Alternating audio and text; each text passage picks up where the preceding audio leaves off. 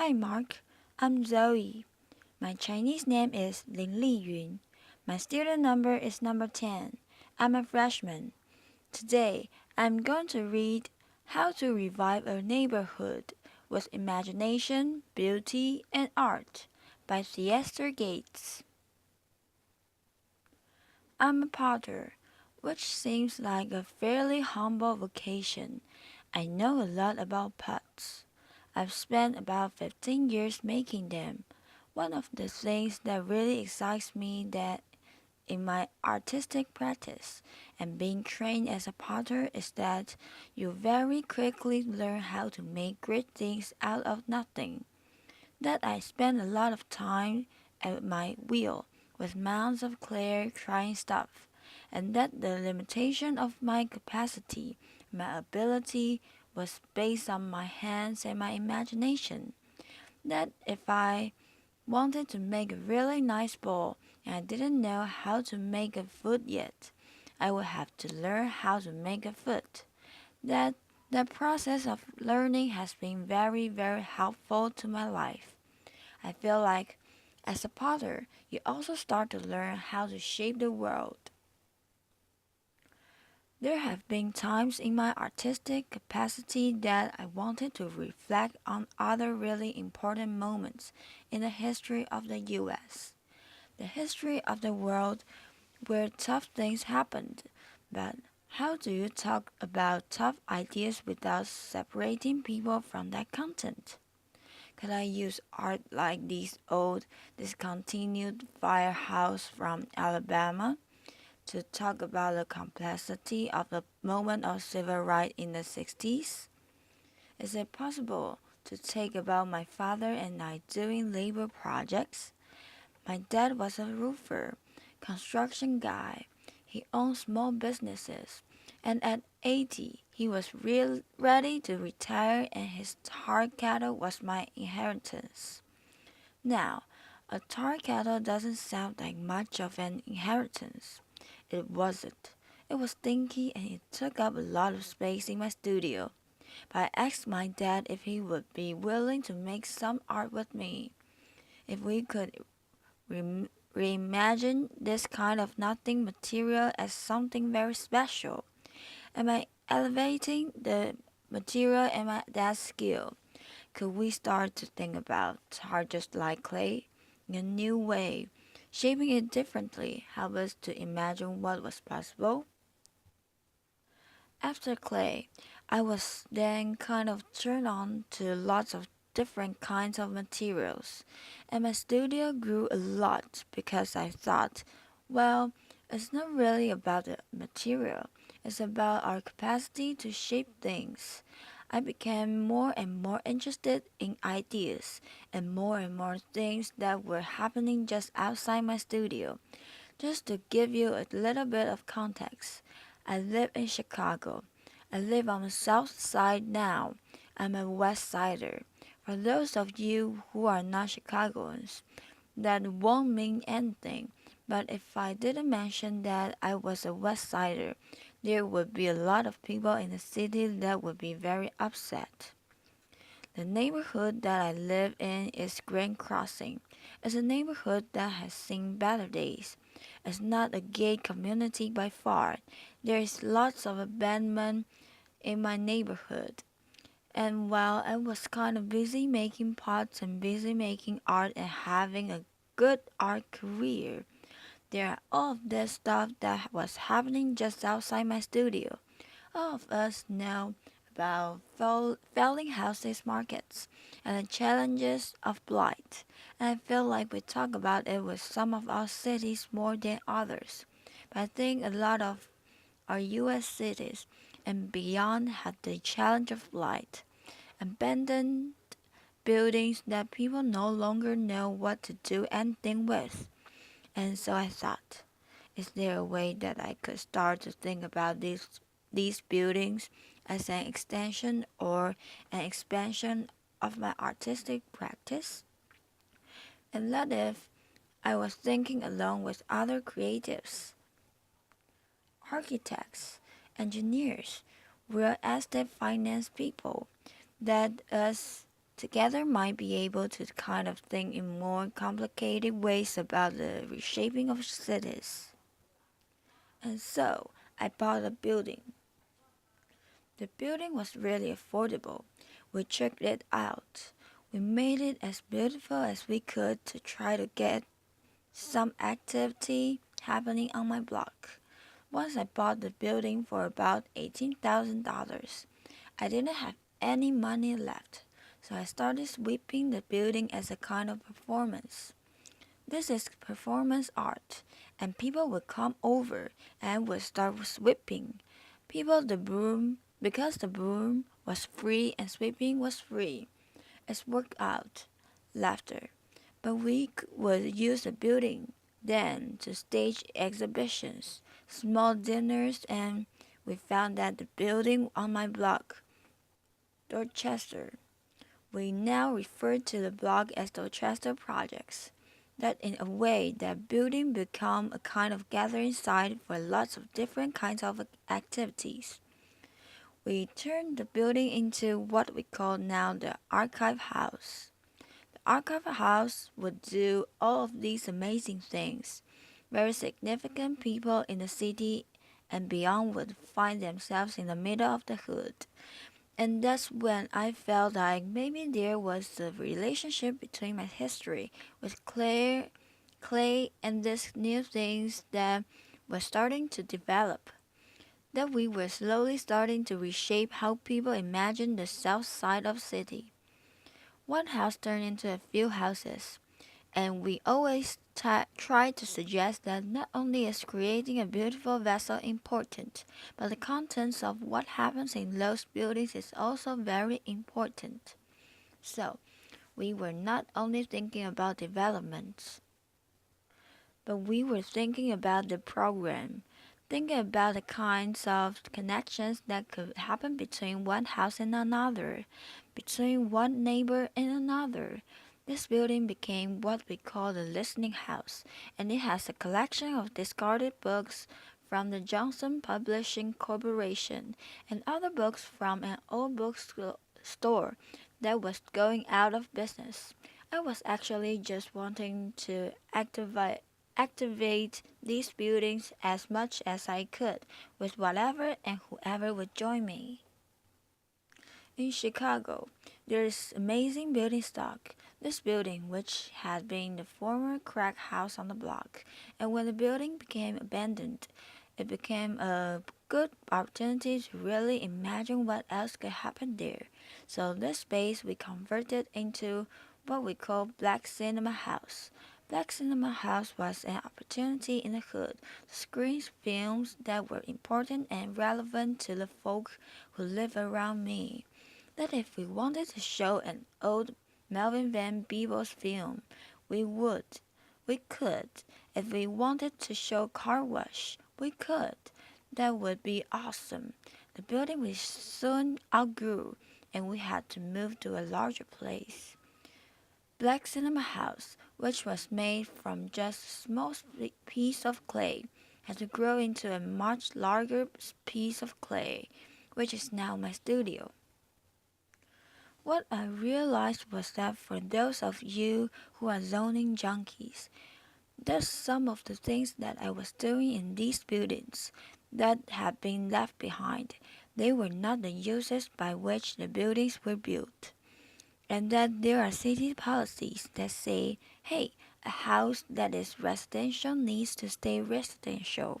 But what do you do in neighborhoods when anybody interested in living there? That the people who have the means to leave have already left. What do we do with these abandoned buildings? And so I was trying to wake them up using culture. We found that was so exciting for folk, and people were so responsive to the work that we had to then find bigger buildings. By the time we found bigger buildings, there was, in part, the resources necessary to think about those things. In this bank that we called the Arts Bank, it was in pretty bad shape.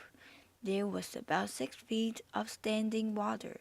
It was a difficult project to finance, because banks weren't interested in the neighborhood, because people weren't interested in the neighborhood because nothing had happened there.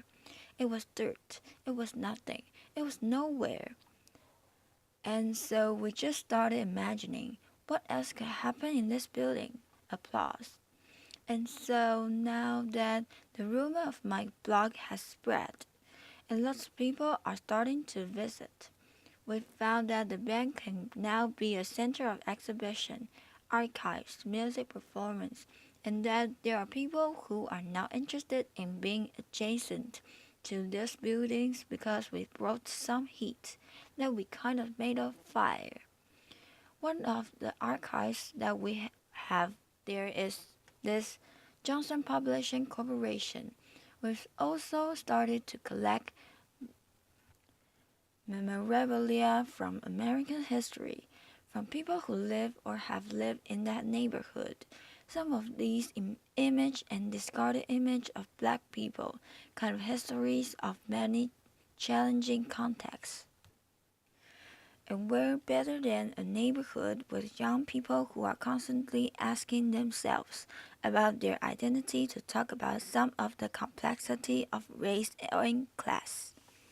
In some ways, the bank represents a hub that we're trying to create a pretty hardcore node of cultural activity, and that if we could start to make multiple hubs and connect some cool green stuffs around there, that the buildings that we purchased and rehabbed, which is now around 60 or 70 units, that if we could then miniature Versailles on top of that and connect these buildings by a beautiful green belt.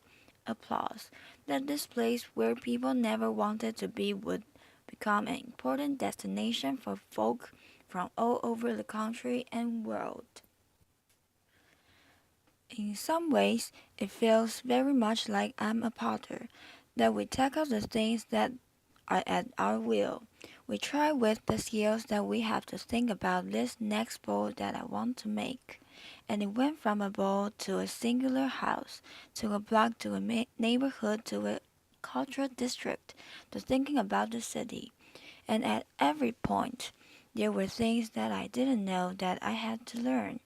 I've never learned so much about zoning law in my life. I never thought I'd have to. But as a result of that, I'm finding that there's not just room for my own artistic practice. There's room for a lot of other artistic practices. So people started asking us, well, Theaster, how are you going to go to scale? And what's your sustainability plan? Laughter, applause. And what I found was that I couldn't export myself. That what makes necessary in cities like Akron, Ohio, and Detroit, Michigan, and Gray, Indiana, is that there are people in those places who already believe in those places, that are already dying to make those places beautiful, and that often those people who are passionate about the place are disconnected from the resource necessary to make cool things happen, or disconnected from a contingency of people that could help make things happen. So now, we're starting to give advice around the country on how to start with what you got, how to start with the things that are in front of you, how to make something out of nothing, how to reshape your world at a wheel or at your block, or at the scale of the city. Thank you so much. Applause. Thank you. So I think many people watching this will be asking themselves the question you just raised at the end. How can they do this in their own city? You can export yourself. Give us a few pages out of your playbook about what someone who is inspired about their city can do to take on projects like yours. One of the things I found that really important is giving thought to not just a kind of individual project, like an old house, but what's a relationship between an old house, a local school, a small synagogue, and is there some kind of synergy between those things? Can you get those folk talking? I've found that in cases where neighborhoods have failed, they still often have a pulse. How do you identify the pulse in that place? The passionate people, and then how do you get folk who have been fighting, slogging for 20 years, re-energizing about the place that they live? And so someone has to do that work. If I were a traditional developer, I would be talking about buildings alone and then putting a for lease sign in the window. I think that you actually have to curate more than that. That there's a way in which you have to be mindful about what are the business that I want to grow here, and then are there people who live in this place who want to grow those business with me? Because I think it's not just a cultural space or housing. There has to be a recreational of an economic core. So thinking about those things together feels right. It's hard to get people to create the spark again when people have been slugging for 20 years. And are there any methods you've found that have helped break through? Yeah, I think that now there are lots of examples of folk who are doing amazing work, but those methods are sometimes like when the media is constantly saying that only violent things happen in a place, and based on your skill set and the particular context, what are things that you can do in your neighborhood to kind of fight some of that? So I found that if you're a theater person, you have outdoor street theater festival. In some cases, we don't have the resources in certain neighborhoods to do things that are certain kind of splashy. But if we can then find ways of making sure that people who are local to a place, plus people who could be supportive of the things that are happening locally, when those people get together, I think really amazing things can happen. So interesting. And how can you make sure that the projects you're creating are actually for the disadvantaged and not just for the sort of vegetarian indie movie crowd that might move in to take advantage of them? Right on. So I think this is where it starts to get into the thick bits. Let's go there. Right now, Grand Crossing is 99% black, or at least living, and we know that maybe who owns property in a place is different from who walks the street every day. So it's reasonable to say that Grand Cross is already in the process of being something different than it is today. But are there ways to think about housing trust or land trust or mission-based development that starts to protect some of the space that happens? Because when you have 7,500 empty lots in a city, you want something to happen there, but you need entities that are not just interested in the development pieces, but entities that are interested in the stabilization piece. And I feel like often the developing piece is really motivated by the other work of a kind of neighborhood consciousness. That part doesn't live anymore. So, how do you start to grow up important watchdogs that ensure that the resources that are made available to new folk that are coming in are also distributed to folk who have lived in a place for a long time? That makes so much sense. One more question. You make such a compelling case for beauty and the importance of beauty and the hearts.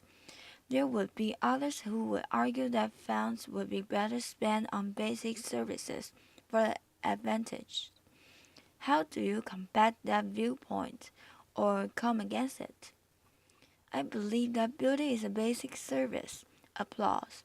Often, what I have found is that when there are resources that have not been made available to certain undersourced cities or neighborhoods or communities, that sometimes culture is the thing that helps to ignite, and that I can't do everything, But I think that there's a way in which if you can start with culture and get people kind of reinvested in their place, other kinds of adjacent amenities start to grow, and then people can make a demand that a poetic demand and a political demands that are necessary to wake up our cities. They also become very poetic. It makes perfect sense to me. Theaster, thank you so much for being here with us today. Thank you, Theaster. Theaster Gates. Applause.